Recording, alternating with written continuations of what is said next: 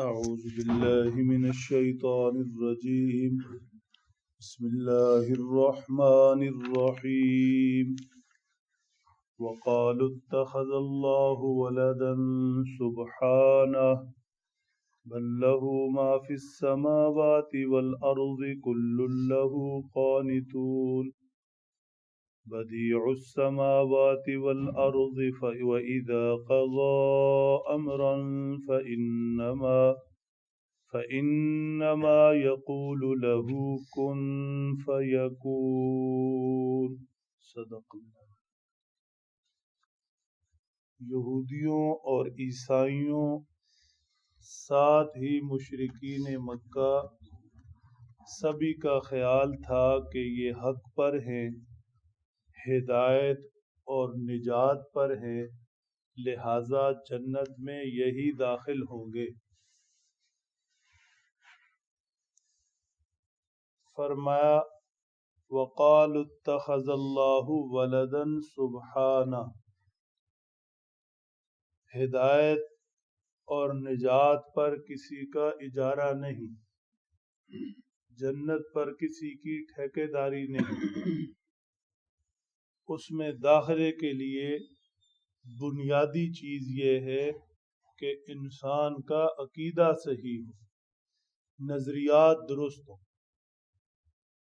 یہ لوگ یہودی ہوں، عیسائی ہوں یا مشرکین مکہ، سبھی کے سبھی شرک میں مبتلا ہیں، سبھی کے سبھی اللہ کے لیے اولاد مانتے ہیں. یہودی حضرت عزیر علیہ السلام کو اللہ کا بیٹا کہتے تھے، عیسائی حضرت عیسیٰ علیہ السلام کو اللہ کا بیٹا کہتے تھے، اور مکہ کے مشرک فرشتوں کو اللہ کی بیٹیاں کہتے تھے. جو لوگ ایسے کھلے شرک میں مبتلا ہوں، ایسی کھلی توہین میں مبتلا ہوں، اللہ جل شانہ کا مقام و منصب گھٹانے کے درپے ہوں، جنت میں کہاں جا سکتے ہیں؟ ہدایت اور نجات پر کہاں ہو سکتے ہیں؟ سبحانہ، بڑا عجیب لفظ ہے. سبحانہ، اللہ کی ذات پاک ہر ایسے الزام سے پاک ہے. نہ کسی کے والد، نہ کسی کی اولاد، نہ ان کی کوئی اولاد. لم یلد ولم یولد، لم یلد ولم یولد. اولاد کی ضرورت یہ محتاجی اور کمزوری کی نشانی.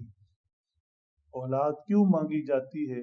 بڑھاپے کا سہارا بنے، ضرورت کے وقت کام آئے، بیماری میں خیال رکھے. ایسی ہی ضرورتوں کے لیے اولاد طلب کی جاتی ہے. تو یہ کمزوری کی باتیں ہیں، نقص کی باتیں ہیں کہ انسان اولاد کے بغیر ادھورا سمجھا جاتا ہے. اللہ جل شانہ انہیں کسی کی کیا محتاجی، کسی کی کیا ضرورت، اللہ جل شانہ کس طرح ممکن ہے کہ اولاد یا کسی اور کے بغیر ادھورے ہوں.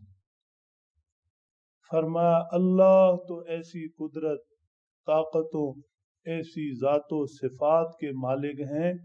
لہو ما فی السماوات والارض، آسمان و زمین میں ہر چیز ان کی ملکیت ہے.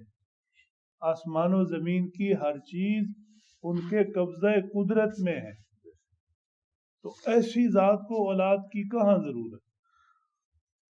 کل لہ قانتون، آسمان و زمین کی ہر چیز اللہ کی فرمان بردار ہے، تابع دار ہے، اللہ کے حکم پر جھکی ہوئی ہے.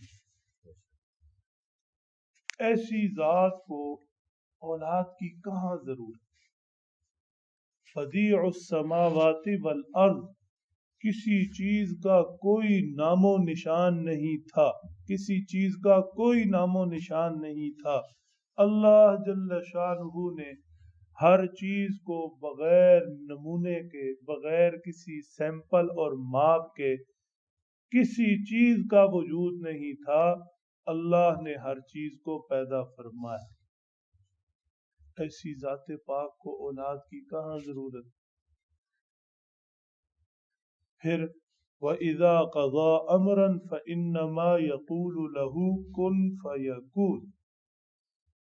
اس اللہ جل شانہ کی قدرت کا عالم یہ ہے کہ وہ کن کا اشارہ فرمائے اور بڑی سے بڑی چیز وجود میں آ جائے، پہاڑ قائم ہو جائے، دریا سمندر پھیل جائے، دنیا جہان کی ہر چیز اس کے اشارے پر وجود میں آ جائے۔ ایسی ذات کو، ایسی قدرت والی ذات کو اولاد کی کیا ضرورت؟ پھر اولاد انسان کے وجود کا حصہ ہوتی ہے، انسان کے وجود کا حصہ ہوتی ہے۔ اللہ جل شانہ وحدہ لا شریک، ان کی ذات پاک کا کوئی حصہ نہیں، ان کی ذات پاک کا کوئی کسی معنی میں شریک نہیں۔ قل هو اللہ احد، وہ ذات پاک اکیلی ہے، ہمیشہ سے ہمیشہ کے لیے۔ تو اولاد کی ضرورت ایسی قدرتوں، عظمتوں، شانوں کی مالک ذات کو کہاں ہو سکتی ہے؟ اللہ سمجھ لیں، عمل کی توفیق۔